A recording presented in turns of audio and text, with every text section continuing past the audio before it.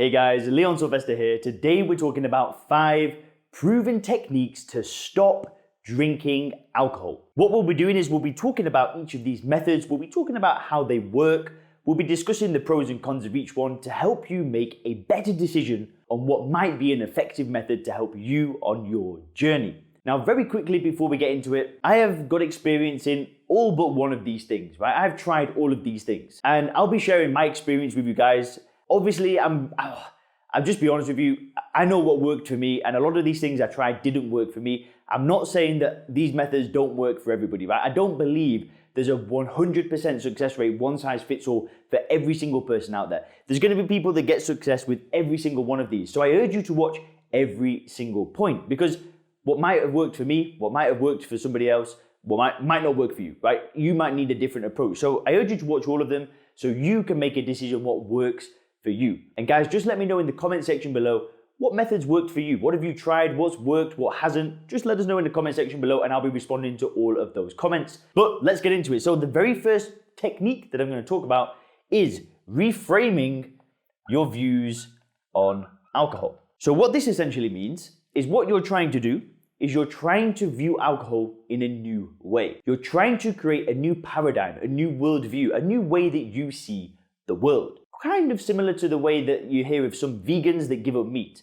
right? They've been eating meat their whole life, they get some new information, then all of a sudden they view meat in a totally different way. I've not gone through that process, I'm not vegan. It's just quite a good comparison to make, right? What they do is the people that go vegan, they just all of a sudden cut out meat. It's like a boom, quick, swift decision where they've reframed the way that they view meat. Now we can do the exact same thing when it comes to alcohol. We can reframe the way that we view it. We can build a new worldview where alcohol just isn't a thing that's important. It is what it is, right? It's like the same way that you'd see a bottle of bleach. You're just not bothered by it. And the way that you can do this is there are numerous ways to reframe the way that you view alcohol, right? You've got to do research. You can read books. You can watch videos like this one.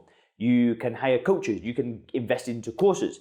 You can basically get new information that helps you build a worldview where you see alcohol for what it is. You see it for a poison. Now, this is what I do in my company, SoberClear. I help people go through this technique. I help people go through a reframing process. It's a very positive, optimistic way to kind of view your future and view the world and create a very realistic view, a very logical view of what alcohol is. Because all it is a poison, right? So this technique is what worked for me. I tried a lot of other things to stop drinking in the past, AA, willpower, whatever it was.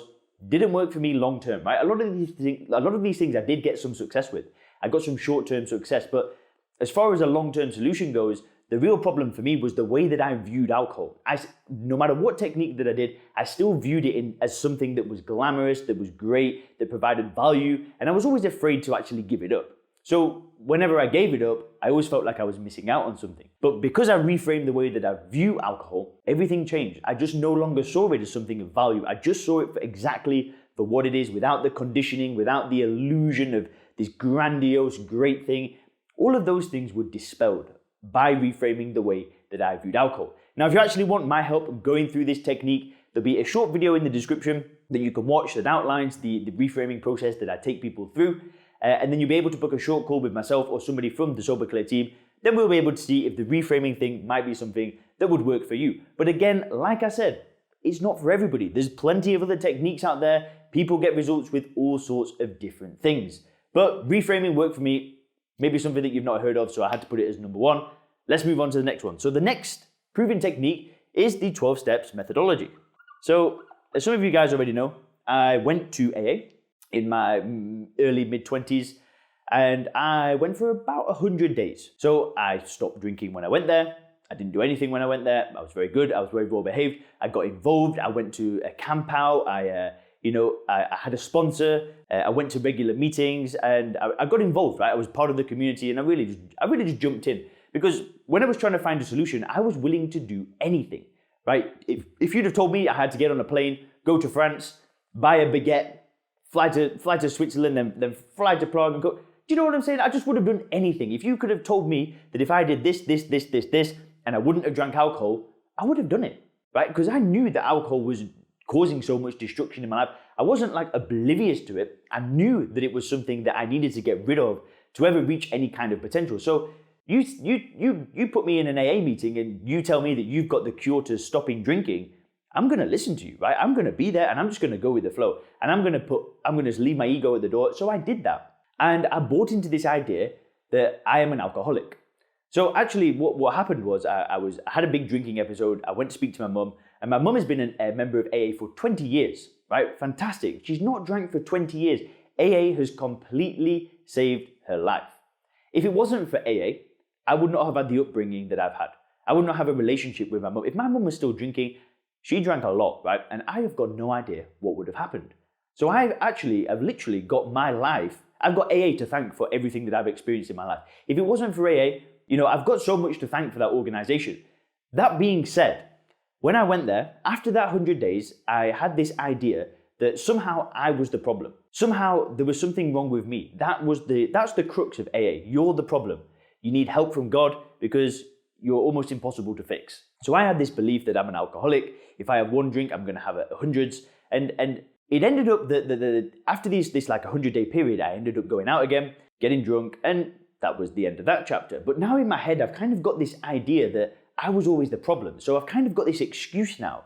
In the back of my head, it's like, well, I'm drinking, but I'm an alcoholic. So maybe that's just what I do. Maybe that's who I am. Maybe I'm just somebody that does that. It's all about me.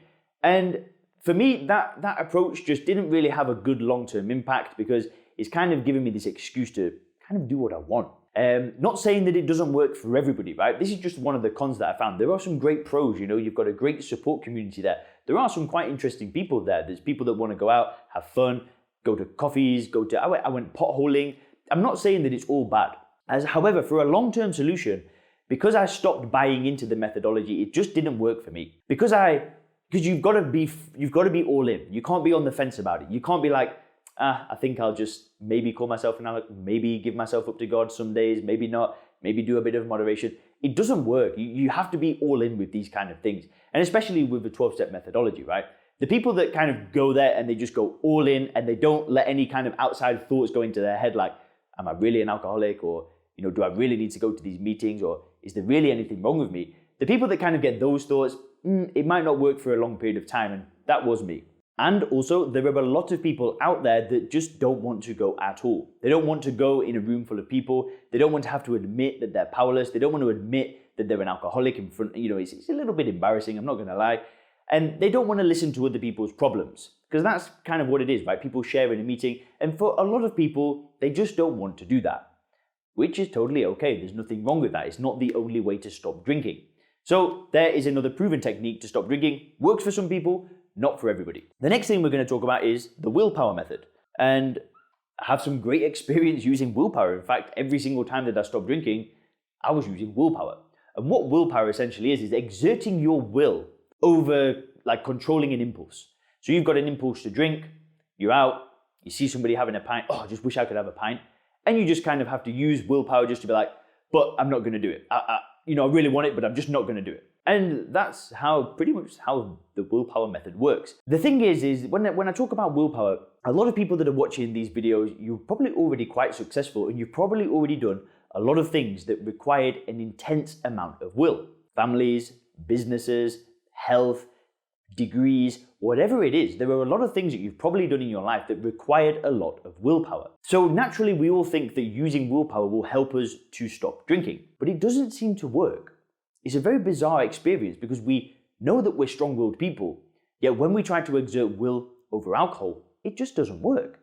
And again, I tried this so many times, and actually I had some good success with it, the same way that I did have some success with AA. I had an experience where I threw up blood over this MacBook Pro and destroyed this MacBook, and I woke up in the morning and I'm completely blacked out, can't remember anything. And that day I stopped drinking with willpower alone. I just went, finished. Lasted 7 or 8 months. Life went extremely, extremely well. I was working on a personal training business. I was finishing my last year of a degree. Had a girlfriend, I had a car, had a nice place to live. I was living in Oxford. And the willpower method did work. Not saying that it wasn't 100% ineffective, but there was one day that the willpower ran out. I went out to a party at New Year's Eve, and there was a voice in my head that said, just have one drink. And that voice was there in the 7 or 8 months, but most of the time I just resisted it with willpower. But that one day, the willpower was a bit lower. It was really late at night. It was a New Year's Eve party. It was midnight. I was tired. The voice in my head got me. And as you guys can imagine, it just went on a slippery slope downwards. Now, there are plenty of people out there that probably stopped drinking for many years using willpower. In fact, I'm probably sure there's a small percentage of people that have only used willpower and never drank again. Not saying that it's not a completely ineffective way to stop drinking. There are people out there that will have success with the willpower method. But this is why I always talk about reframing the way that you view alcohol, because when you reframe the way that you view it, you no longer need to exert will. Because for so long, I'd kind of made this mistake of using willpower, of trying to exert my will, trying to restrain impulses. But then when I reframed the way that I viewed it, and I viewed alcohol and I viewed drinking, I just no longer needed to exert any will. It was just a decision that I made to not drink again. And I see alcohol in this very certain way. I see it as a poison now. I see it as something that provides nothing at all in my life. It destroyed my confidence, destroyed my courage. I've kind of broken all of these false beliefs that I had. Well, that means now that I can just kind of move on with my life, right? I can just go about life as normal. I don't need to exert will to not drink anymore. And it's a totally different process. But that being said, without actually using the willpower method leading up to this reframing process that I went through, well, you know, it's just kind of part of stopping drinking, right? Everybody's going to go through it. Everybody's going to try and use will and then realize that it might not be a long-term solution for them. But yeah, the willpower method. Anyway, the next one is rehab. So I didn't go to rehab. When I was younger, there was no way I could have afforded something like that. These rehabs, $15,000, $30,000, $40,000 for a month. Very expensive way to get off drugs, get off alcohol. But for some people out there, they need to remove themselves from a situation, put themselves into a place where they're away from their peers, their social circle, whatever it is, like the routine that they're stuck in. Some people need to pull themselves away from it, go to a place for a month, detox, get clean of everything, not drink, speak to therapists and have that community side of things. A lot of people, they actually need to go to a rehab, right? I was fortunate that I never kind of wanted to do that, nor did I have the means to do it. But there's a time and a place where there are plenty of people out there that will be a huge benefit to them. Because what it can do is it can give them the taste of success. It can give them a 60 day period where they are fully clean, that their body is detoxifying, they're doing a bit of training, a bit of exercise, getting good nutrition in their body again. And that can be a catalyst when they get back home to kind of keep that momentum going. Now, I know that rehabs do a lot of work in the past. They do a lot of therapy sessions and counseling and things like that. And they really help you like revisit trauma. And a lot of rehabs also use 12 steps methodology. Not all of them, but a lot of them have a 12-step element to them. And for a lot of people, that is going to be effective. It's going to be a good long-term solution. They'll leave the rehab, they'll go to 12-step meetings, for the next rest of their life, whatever it is. And that is problem solved. Absolutely fantastic. But again, I still think that regardless of whether you go to a rehab, use willpower or 12 steps, it doesn't really matter. I still think that you should reframe the way that you view alcohol. So what can happen is if you go to a rehab, you kind of take yourself away from the situation, you put yourself in a place where you can rebuild and recharge and just kind of get grounded and feel good again. Then once you get out of it, well, it depends what rehab you go to and what kind of things that they teach you. But if you can also reframe the way you view alcohol, so when you leave the rehab and you see it for what it is, I think that is a fantastic recipe for success. So yeah, rehabs. And then finally is the fifth technique that we're going to talk about are these stop drinking challenges. Now I see these all the time, probably because I'm subscribed to like email lists, because I do a bit of research and to see what other people are doing to help people stop drinking. But these things are absolutely massive right now. Stop drinking for 30 days, stop drinking for 90 days, alcohol this, alcohol that. There are a lot of people running these kind of challenges. Now, there are great things. I know I've spoken to people that started with a 30-day challenge and they stopped drinking for the next 2 years. Absolutely incredible.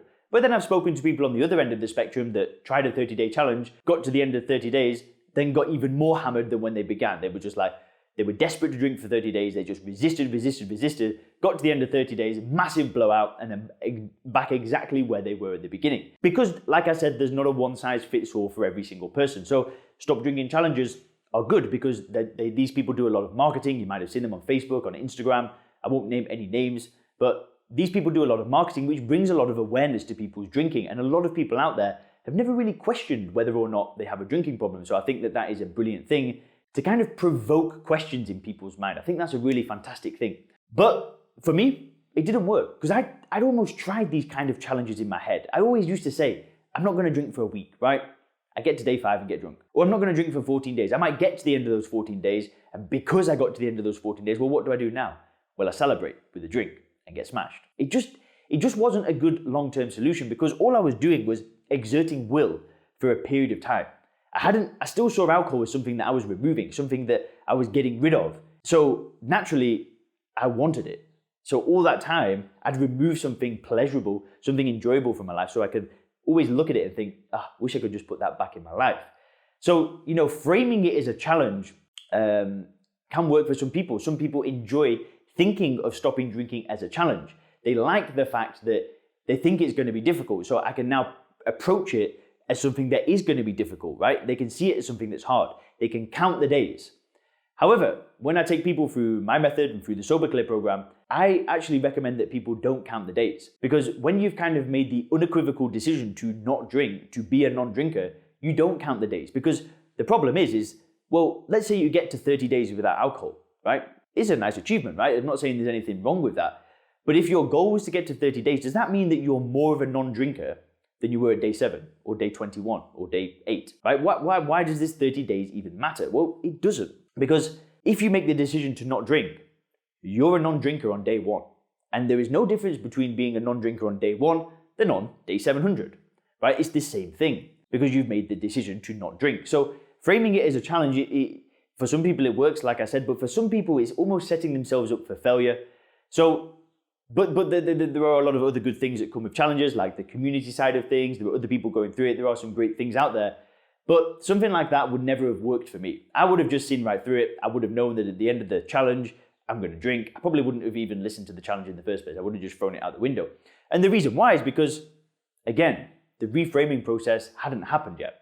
Now, I believe that when you combine any of these methods with reframing, that is just the best way to stop drinking. And if you want that long-term lasting success, then that's why I put it as number 1, because a lot of people don't understand this. They don't realize that this is even a possibility for them.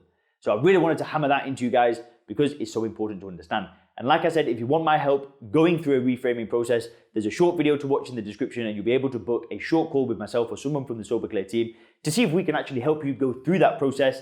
And guys, if you click the videos on the screen now, you can learn more about why 90% of people can't stop drinking and also the one thing I learned that got me to stop drinking forever. Thanks a lot.